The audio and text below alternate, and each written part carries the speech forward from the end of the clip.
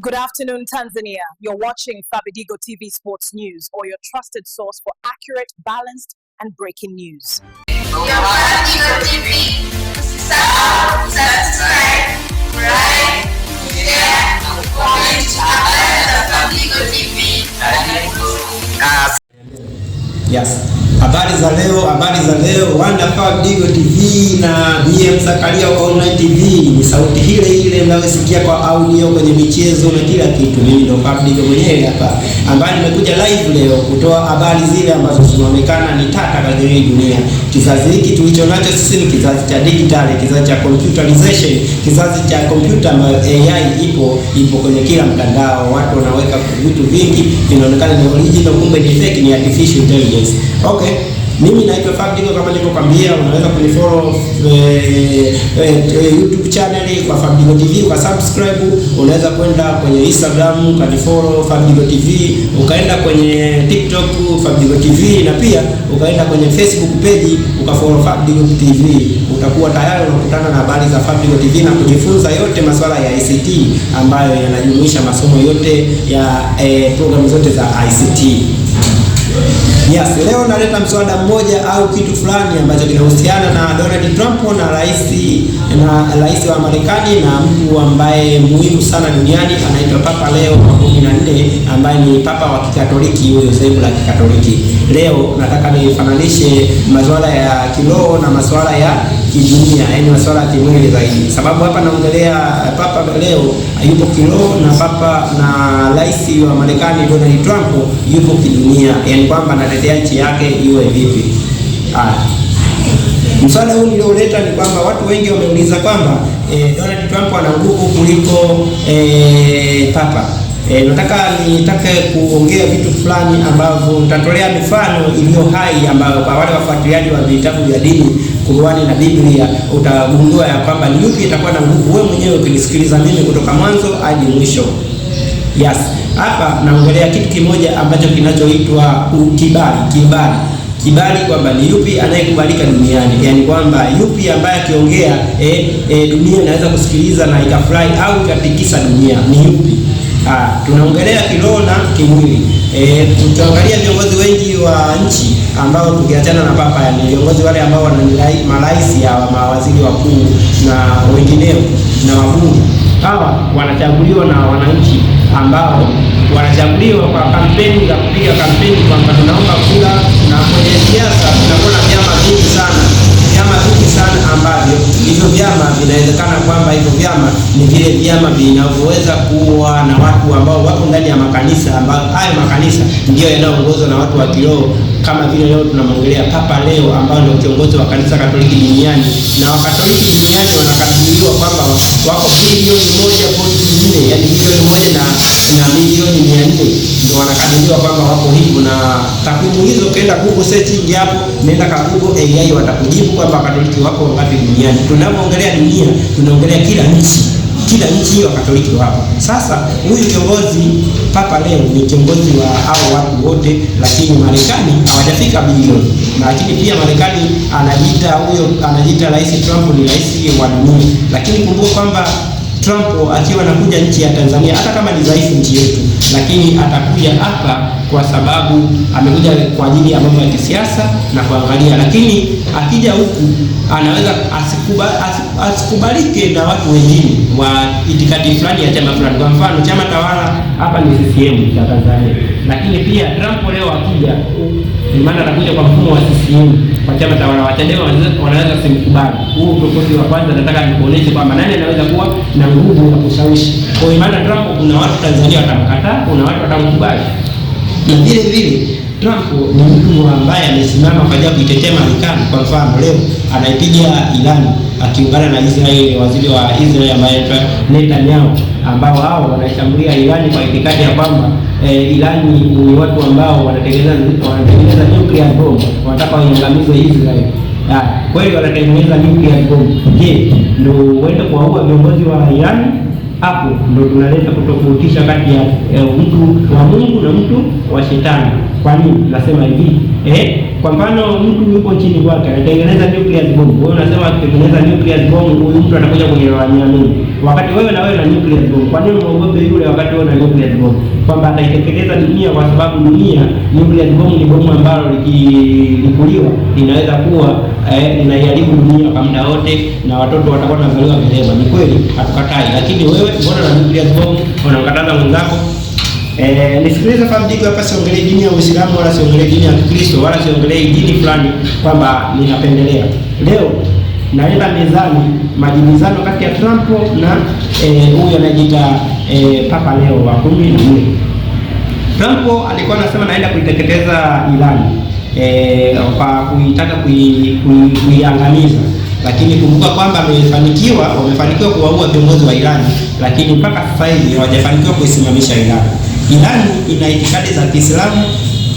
Trump alipokuwa anataka kuifashambulia ile Iran akawa anajifanya ni mfuasi wa Wakristo ili apate wafuasi wengi wa Kristo. Ndio maana kuna muda alikuwa na posti picha akiwa kama ni Yesu na wahubiri wa Trump ili kuwatafuta wafuasi wa Kristo, yani akataka kuiganisha dunia kwenye dini, yani kuonyesha kwamba Waislamu huku na Wakristo, kwa sababu nakwambia hivi, kwa sababu wale Wairani ni Waislamu. Sasa huyu Trump alikuwa anatumia jina la Kristo kwamba Wakristo tunataka kuiokoa dunia. Sasa katika Mungu haipo hiyo, kwa sababu Mungu anampenda mwizi, anampenda muuaji, anapenda na kila kitu.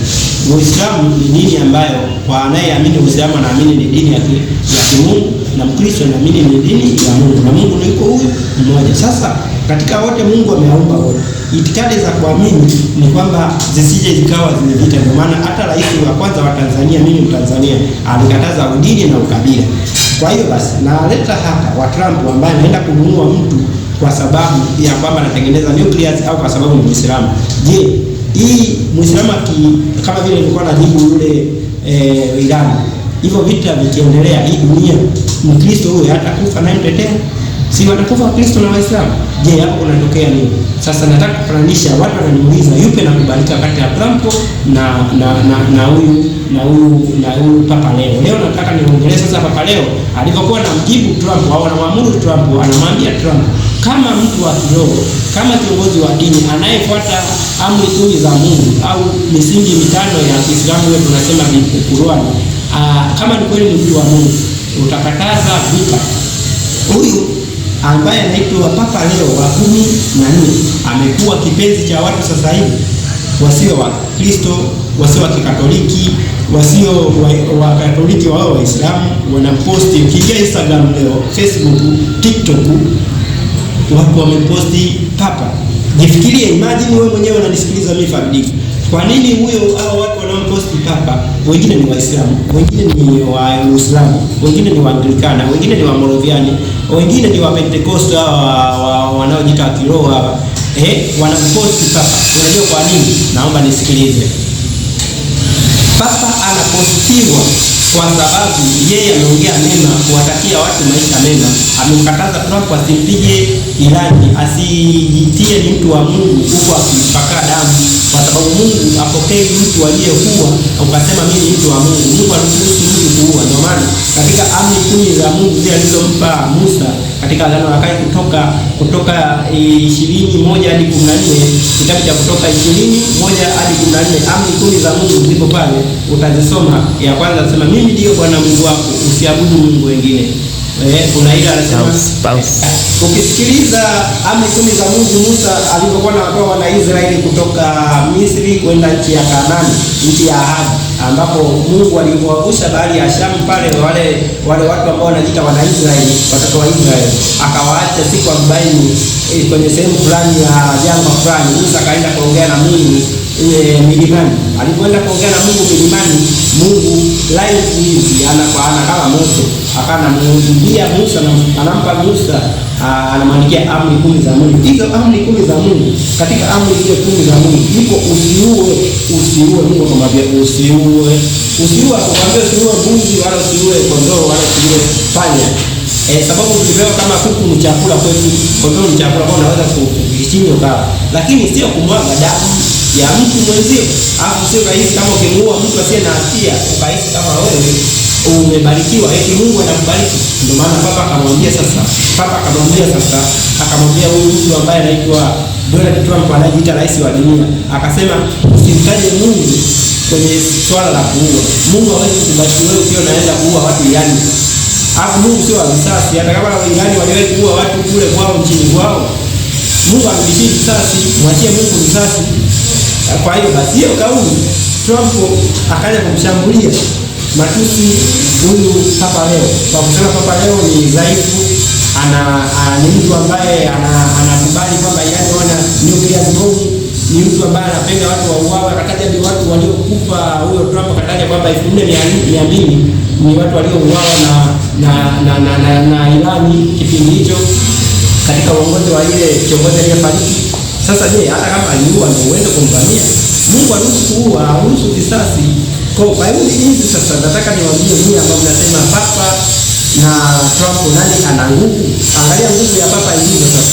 Donald Trump alikuja juu kumtukana Papa. Papa alipotukanwa na Donald Trump, viongozi wa Kikatoliki wakiwemo maaskofu, mapadri na makatekista. Nikisema makatekista ni wale viongozi, ni wale wanaooa, wachungaji wa Katoliki wanaooa mke mmoja mmoja, wale wanaoongeza vigango wale. Wote wakamshambulia Papa kule Marekani. Wakamshambulia Trump, wakamshambulia Trump kwamba Papa Leo sio kiongozi wa kisiasa. Papa Leo sio kwamba ampendi Trump, ila Papa anasimamia masuala ya Mwenyezi Mungu kwamba usiue. Kwa Trump unapomwongelea Mungu wakati wewe ni kiongozi wa siasa, unasema mimi Mungu kanibariki, Papa unajifanya kama Yesu wakati unaenda kuua watu. Ukisema hivyo kwa Donald Trump umekosea. Kwa hiyo basi wewe angalia, rais wa Marekani ni Donald Trump, lakini ndani ya nchi yake kuna Wakatoliki wakaanza kumshambulia Donald Trump na kile alichokiposti Instagram mpaka akifuta mwenyewe. Kwa nini alikifuta sasa? Nataka niulize nyie swali nyinyi mnanisikiliza nyie. Mnaonisikiliza hapo nyie, uwe Muislamu, uwe Mkristo wa dhehebu lolote, uwe Muhindu.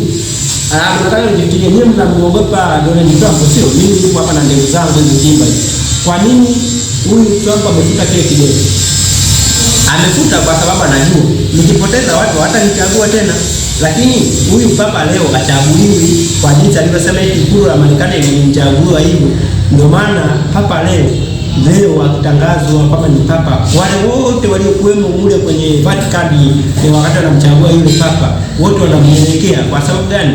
Achaguliwe kwa mfumo kama anavyochaguliwa hao viongozi wa siasa. Viongozi wa siasa wanapiga kura, wanaonga wanaonga ili wachaguliwe. Kwanza ili akubalike kiongozi wa siasa lazima tembee na wasanii. Trump leo anapiga hadi makalio ya wakina Nicki Minaj, anawakaribisha kina Nicki Minaj, wakina Messi ili waweze akubalika kupitia wale watu. Angalia Trump leo anatumia mastaa ndio apate watu. Angalia leo nakupa wewe unayenisikiliza leo, huyu Papa Leo yupo huko sasa, yupo Angola. Wanapopokea huyo Papa Leo Angola huko, watu wapo wengi sana ambao wanampokea, na hao watu mimi naachukulia mtana naangalia sababu ni sehemu kubwa kutoka kwenye uwanja wa ndege mpaka kanisani kwao. Nikagundua wengine wamevaa ovyo, wengine wamevaa vipensi, wengine wamevaa vinini. Wale sio Wakristo wa Kikatoliki tu. Mule kuna wafanyakazi wengine waliacha kazi zao, wameenda kupokea. Wewe fikiria kama Trump angeenda kule angepokelewa vipi? Sasa vile jinsi unavyopokelewa ndivyo unavyokubalika. Kwa nini huyu anakubalika, huyu Papa Leo? Anakubalika sababu anakataza kuua. Wanaoangamia binadamu sio wanaoangamia ni wale watu ambao wana maisha makubwa, kama vile vita vikianza hapa Tanzania kama ile 29 waliokufa ni watu wale ambao ni ndugu zetu sisi ambao hawana maisha. Rais watoto wake hawezi kufa. Kwa watu wanampenda Papa Leo kwa sababu anasema kweli anazingatia mambo ya Mungu, kwa sababu amekuja kutukomboa kwa hao marais wanaoua watu. Umeniona hapa napoongea hapa pashike sana. Yaani wewe mfano wake, tuna familia nyumbani tuko 6. Kuna kaka yetu mmoja anapiga sana fimbo watoto. Alafu ukikosa tu kidogo fimbo kuna mwingine ana ni mdogo kuliko yule kaka kwenye familia hiyo hiyo, anakwambia baba kaka, kumfundisha mtu sio kupiga.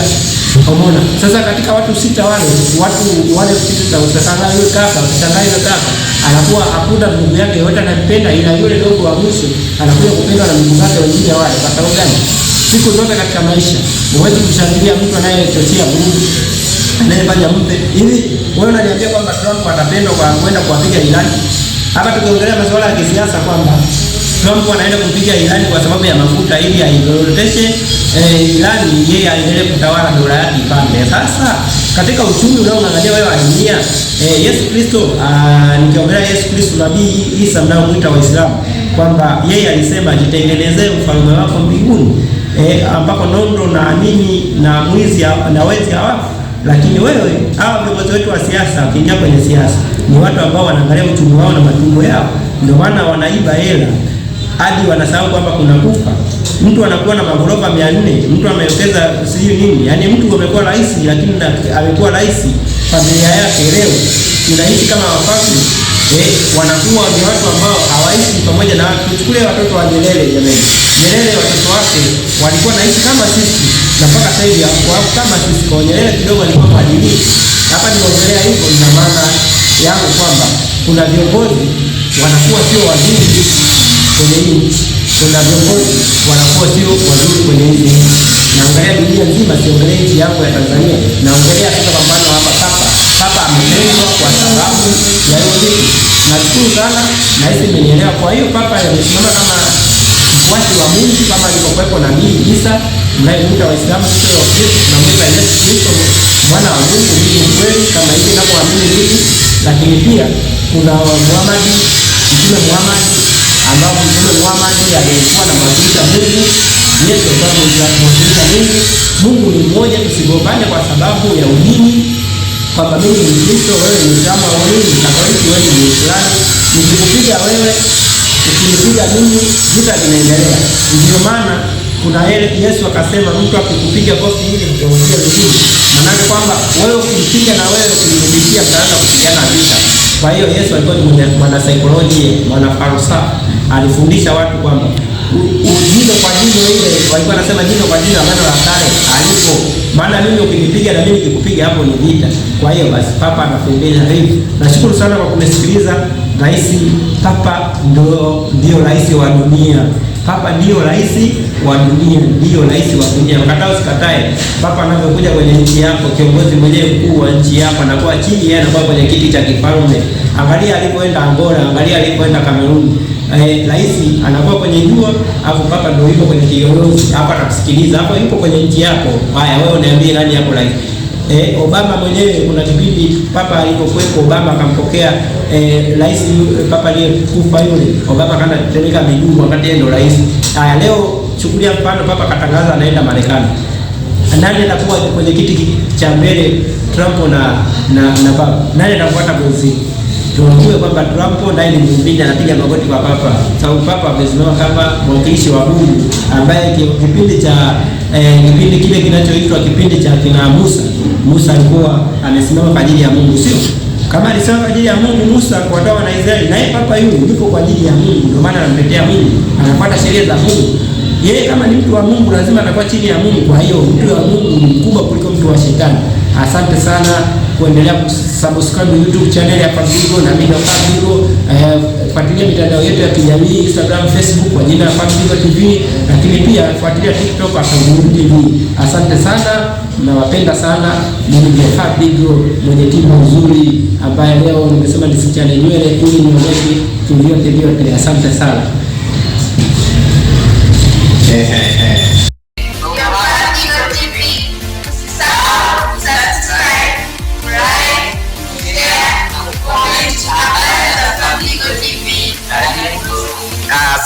Good afternoon, Tanzania. You're watching Fabidigo TV Sports News.